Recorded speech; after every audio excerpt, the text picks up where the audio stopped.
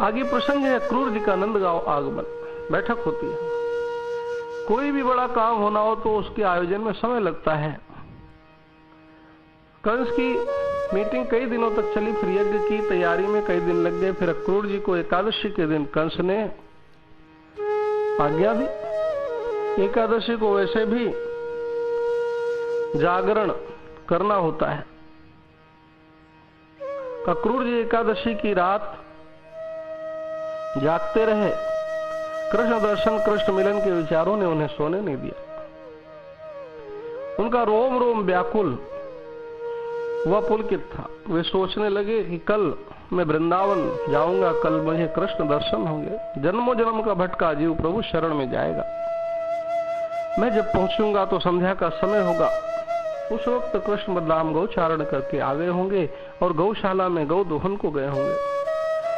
सब सखाओं के मध्य रामकृष्ण के दर्शन पाऊंगा। मैं तो उन्हें देख के उनके चरणों में गिर जाऊंगा। वो मेरे प्रभु हैं, पर मैं तो व्यवहार में नंदराय का मित्र होने से कन्हैया का काका हूं। जब तक वो मुझे काका नहीं कहेंगे मैं उठूंगा नहीं। मैं अपने सब पापों की क्षमा मांग लूंगा, वगैरह वगैरह कल्पना करके सोचने लगे। अक्रूर जी प्रभु के साथ संबंध जोड़ते हैं, आप भी जोड़े। प्रातः काल हुआ, पुनः कंस ने अपने विचार दोबारा सबको समझाए। अक्रूर जी सुनते रहे। फिर कंस ने अपना सोने का रथ उनको दिया। मथुरा से वृंदावन रथ से जाएं तो घंटे भर में पहुंच जाएंगे, मगर आज तो रोड बन गए हैं। उस वक्त तो गांव के रास्ते टेढ़े तिरछे होते थे, 2 घंटे भी हो सकते थे। पैदल चले तो भी आधे दिन में पहुंच जाए। मगर अक्रूर जी तो रथ में जा रहे थे। उन्होंने कृष्ण दर्शन करने की इच्छा की, इसलिए शाम को निकले, जिससे गौशाला में रामकृष्ण के दर्शन करके बाबा के पास पहुंचे। अक्रूर जी ने सारथी साथ में नहीं लिया। मैं स्वयं रथ चला के प्रभु की सेवा करूंगा। प्रभु का स्मरण करते करते नंदगांव तक पहुंचे। नंदगांव के पश्चिम में चरण पहाड़ी है। कृष्ण ने यहाँ पर लाखों लाखों गौओं को एकत्रित करने के लिए गौचारण के समय इस पहाड़ी के ऊपर बंसी वादन किया था। बंसी के करुण और मधुर स्वर से ये पहाड़ी गल गई और कृष्ण के चरणों के चिन्ह यहाँ अंकित हो गए। परम भक्त अक्रूर जी ने नंदगांव की सीमा से प्रवेश किया। यहाँ पहाड़ी के ऊपर आसपास सर्वत्र रेत में कृष्ण के चरण चिन्हों का दर्शन हुआ। अक्रूर जी रथ पे बैठे नहीं रह पाए। रथ से नीचे उतर के चरणों में लोटपोट भाव विवल होकर रोदन करने लगे। चरण पहाड़ी के पास ही गौशाला थी। किसी ग्वाले ने आके उन्हें बताया कोई स्वर्ण रथ लेके आया है, राजाओं के जैसा पहनावा है। हमारे चरण देख के ब्रजरज में लोटपोट हो रहे हैं, रुदन कर रहे हैं, गौशाला का रास्ता पूछते हैं और गौशाला की ओर आ रहे हैं। कन्हैया समझ गए, मुस्कुराने लगे। आने दो। अक्रूर जी ने जैसी इच्छा और संकल्प किया था वैसा ही दर्शन भगवान ने दिया। अक्रूर जी ने गौशाला में प्रवेश किया। देखा गौ और सखाओं के मध्य कृष्ण बलराम विराजमान है। अक्रूर जी सोच रहे थे ऐसा कहूंगा वैसा कहूंगा, किंतु कुछ बोल नहीं पाए और लाठी की तरह गिर पड़े। कृष्ण के चरणों में दंडवत प्रणाम किया। अश्रु से कृष्ण के चरण पखारने लगे। कन्हैया कहते हैं अक्रूर जी, कन्हैया कहते हैं उठो। अक्रूर जी सोचते हैं उठो उठो, कहता है काका नहीं बोलता। कन्हैया जान गए और प्रेम से बोले काका उठो। अक्रूर जी हर्षित हो गए, रामकृष्ण को गले लगाया, सिर सूंघा, बोले बेटा मुझे नंद बाबा के पास ले चलो। नंद राय बैठक में बैठे गांव के बड़े बूढ़ों के संग विचार विमर्श कर रहे थे। नंद राय ने अक्रूर जी को आते देखा, खड़े होकर गले लगाया। आओ मित्र, बहुत समय के बाद दर्शन हुए, सब कुशल से तो है ना? अक्रूर जी कहते हाँ कुशल है। नंद राय जी कहते आज अचानक आगमन कैसे? अक्रूर जी कहते कंस महाराज धनुष यज्ञ कर रहे हैं। नंद राय और बुजुर्ग मुस्कुराते हुए कहते कंस और यज्ञ, बड़े आश्चर्य की बात है। अक्रूर जी कहते सत्य है, वो शिव धनुष का यज्ञ कर रहे हैं। 5 दिन यज्ञ चलेगा और 5वें दिन राज मैदान में कुश्ती का खेल भी होगा। वो अपने नगर के वीरों को सम्मानित करना चाहते हैं। उनका कहना है कि कृष्ण बलराम भी ब्रज में वीर हैं, उनका भी सम्मान करेंगे। नंद राय कहते हमारे लाला को दाऊ को हमें सम्मान नहीं दिलाना, कंस के स्वभाव का क्या भरोसा। अक्रूर जी कहते आप नहीं चाहो तो भी आपको उन दोनों को भेजना होगा और वो भी मेरे संग। ये सोने का रथ कंस ने इसीलिए भिजवाया है कि रामकृष्ण को बैठा के लाना है, ले जाना है। नंदराय कहते वाह, ये भी अच्छी बात है, हम ना चाहे तो भी लाला को भेजना होगा। क्रूर जी कहते हाँ, क्योंकि नंदराय जी कंस को पता चल गया है कृष्ण आपका नहीं बल्कि वसुदेव जी का 8वां पुत्र है। नंदराय जी कहते क्या? क्रूर जी कहते ये तो मैं नहीं बता सकता, परंतु नारद जी ने कंस को बताया और कंस ने मुझे बताया। नंदराय जी कहते वसुदेव तो 7 तालों वाली जेल में कैद थे, ये कैसे हो सकता है? कृष्ण तो मेरा ही लाला है। कृष्ण और दाऊ एक दूसरे के सामने देख मुस्कुराने लगे। अक्रूर जी कहते बात तो आपकी सत्य लगती है, पर नारद जी संत है, वे झूठ क्यों बोलेंगे? और अगर भगवान की योग माया की शक्ति से देवकी का 7वां बालक मरे बिना संकर्षण होकर यहाँ गोकुल में रोहिणी के गर्भ में आ सकता है, तो ताले तोड़ के वसुदेव को मुक्त करके भगवान मथुरा से यहाँ आपके घर गोकुल आ सकते हैं। नंदराय जी मन में सोचते बात तो ठीक है। सब याद आया कि यशोदा ने देवकी से कहा था तेरा पुत्र किसी प्रकार मेरे घर भेज देना और मेरी पुत्री ले जाना। फिर भी अगर हम ना भेजना चाहे तो नंद बाबा ने कहा। अक्रूर जी कहते हैं कंस के अनुचर यहीं घूम रहे हैं, देख रहे हैं और कि उनकी आज्ञा का पालन हो रहा है कि नहीं। अगर आज्ञा पालन ना हुई तो कंस सेना लेके भी आ सकता है। बाबा मन में नारायण का सुमिरन करने लगे। उन्हें याद आया कि कृष्ण जन्म पर एक ब्राह्मण ने तथा शिव जी ने दर्शन पर कहा था कि कन्हैया बड़ा होकर राजा बनेगा, सोने की नगरी बसाएगा, 16,108 रानियों से शादी करेगा। नामकरण के समय गर्गाचार्य जी ने भी कृष्ण की महिमा कही थी कि ये गोलोक बिहारी हैं, और साध्वी पौर्णमासी भी कहती है कि कृष्ण ब्रज में 11.5 साल के होंगे तभी तक रहेंगे, तभी तो राधा से सगाई तोड़ी है। अक्रूर जी कहते हैं मित्र क्या विचार में पड़ गए, आपके लाला को सामान्य बालक न समझो। काली नाग नाश गोवर्धन को अपनी कनिष्ठ उंगली पर उठाना ये कोई सामान्य मानव का बालक नहीं कर सकता। वो ईश्वर है, कंस उसका बाल बांका भी नहीं कर सकता। बल्कि मुझे लगता है कि कंस का काल अब करीब आ गया है और वसुदेव देवकी की मुक्ति का समय आ गया है। बाबा समझ चुके हैं पर दिल नहीं मान रहा। आंखें आंसू से भरी हैं। जैसे एक कलेक्टर, मंत्री, डॉक्टर कितना भी महान हो, पर अगर उन पर या उनके बच्चों पे आफत आने वाली हो तो माता पिता चिंतित हो जाते हैं। वैसे ही बाबा की आंखें भी भर आई।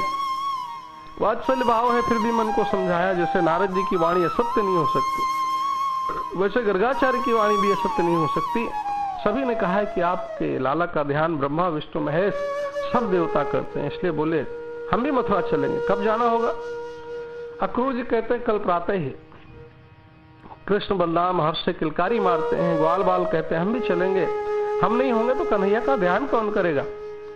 नंदराय जी कहते जाओ बालकों से कहा अपने माता पिता की छूट लेके प्रातः आ जाना। कृष्ण बलराम तुम भी अपनी अपनी माता से मथुरा जाने की तैयारी करने को कहो। अक्रूर जी के भोजन की तैयारी भी करने को कहो। कृष्ण दाऊ ने जाके मैया से सुनाया, मैया कल हम बाबा के साथ मथुरा जाएंगे। मैया कहती मथुरा क्यों, किस लिए? दाऊ जी कहते मैया अक्रूर जी आए हैं हम सबको न्योता देने। वहां कंस महाराज शिव धनुष यज्ञ कर रहे हैं, कुश्ती होगी, वीरों का सम्मान होगा, हम दोनों का भी सम्मान होगा, इसलिए मैया कहता नहीं कर आना हमें सम्मान, तुम जानते नहीं कंस पापी कैसा है। कन्हैया कहते कैसा है?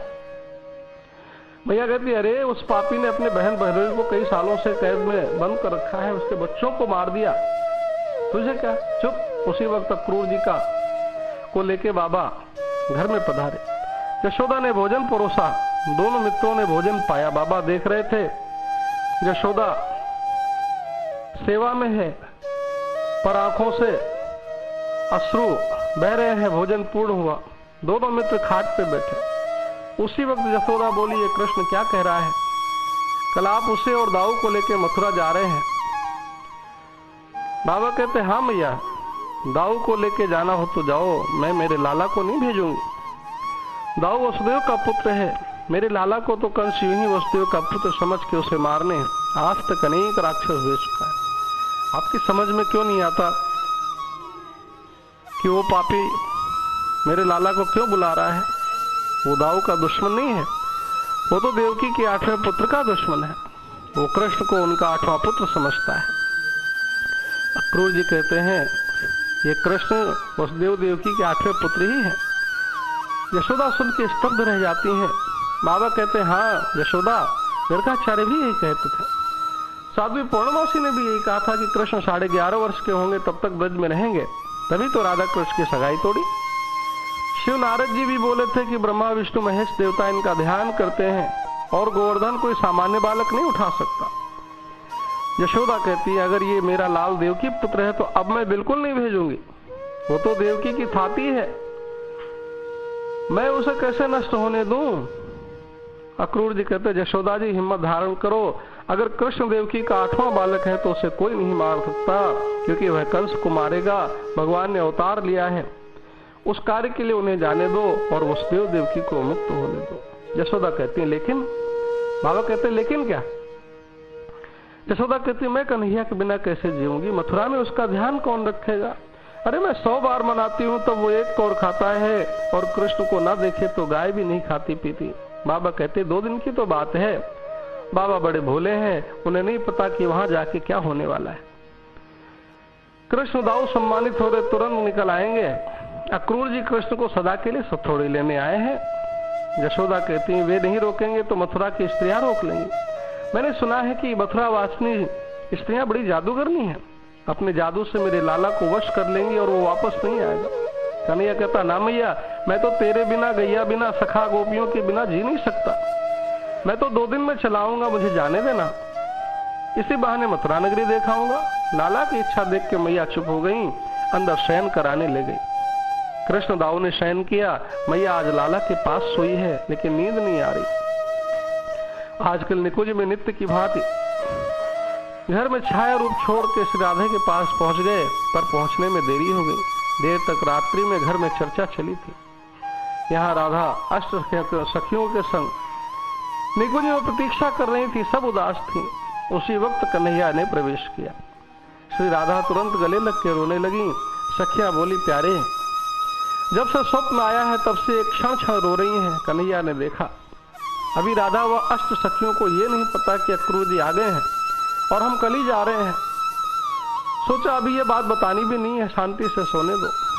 कन्हैया बोले अभी थोड़ी देर में जाऊंगा, जब जाना होगा तब होगा, अभी से रो रो के अपनी दशा क्यों खराब कर रही हो, आओ रास खेले। उस वक्त राधा व अष्ट सखियों के संग रास खेला, शयन किया। ब्रह्म मुहूर्त होते दोनों हंसी खुशी भवन पधारे। प्रातः काल कन्हैया दाऊ जाग गए। रोहिणी दाऊ को तैयार करने लगी, मैया लाला को नहलाने लगी। नहलाते नहलाते आंखों से अश्रु बह रहे हैं। कन्हैया कहते मैया तू क्यों रो रही है। कन्हैया भी रोने लगे। मैया कहती लाला तू मथुरा जा रहा है, जाने कब तेरा यह सुंदर मुखड़ा देखूंगी। कन्हैया कहते मैया तू रो मत, मैं जल्दी आ जाऊंगा। मैया ने पूछा नहीं कब आएगा और कन्हैया ने बताया नहीं कब आऊंगा। मैया ने सोचा रोऊंगी तो लाला भी रोएगा, इसलिए आंसू रोक लिए। मैया ने 2-4 गोपालों को बरसाना भेज दिया, जाओ वृषभानु को बता दो हमारे कृष्ण बलराम मथुरा जा रहे हैं, कोई कार्य हो तो बताइएगा। यहाँ रात्रि को कृष्ण सखा मथुरा जाने की बात सुनकर घर गए। उन्होंने अपनी मैया को सब बात बताई और थोड़ी देर में सारी गोपियों के घर घर में बात फैल गई। रात्रि का समय होते सब दौड़ के नंद भवन नहीं आ पाई, पर रात को सो नहीं पाई। रो रो की आंखें लाल हो गईं। प्रातः होते सब गोपियों की दौड़ नंद भवन की ओर हो गई। नंद भवन में गोपी ग्वालों की भीड़ होने लगी। वहां वृषभानु जी सभा में बैठे थे। श्री राधा जो भी अपनी मैया के संग सभा में अष्ट सखियों के साथ बैठे थे। उसी वक्त नंद बाबा के भेजे संदेश वाहक गोप आए। वृषभानु जी ने उनको आदर सत्कार करके आसन दिया, बैठाया। आने का कारण पूछा। गोप ने नंद राय का संदेश सुनाया कि मथुरा से अक्रूर जी आए हैं, कंस शिव धनुष यज्ञ कर रहा है, उसने ब्रजवासियों को न्योता दिया है और कृष्ण बलराम को विशेष रूप से बुलाया है, सोने का रथ भेजा है। अभी सुबह नंद राय कुछ ब्रजवासी कृष्ण बलराम व उनके कुछ सखा अक्रूर जी के संग निकलेंगे। वृषभानु खबर सुन के नंद राय से को कहलाया कि जाओ अभी हम भी मिलने आ रहे हैं। राधा ने जब भरी सभा में खबर सुनी तो दिल को बड़ा आघात लगा। अभी तो श्री कृष्ण अलग होकर निकुंज से आई थी, उन्होंने नहीं बताया अक्रूर जी आए हैं और वे अत्यंत दुखी हो कदली की भांति पृथ्वी पे गिर पड़ी, मूर्छित हो गई। गोपियों की मुखश्री भी अत्यंत मलिन हो गई। हाथ की अंगूठियां कलाइयों में आ गई, कंगन बन गई, केश के बंधन ढीले हो गए और फूल केशों से शिथिल होकर गिर पड़े। गोपियां भी चित्र लिखी सी जड़वत खड़ी रह गई। कुछ गोपियां अपने घरों में श्री कृष्ण गोविंद हरे मुरारे ऐसा कहती विवल हो गईं और सारे काम काज छोड़ के नंद गांव की ओर भागी।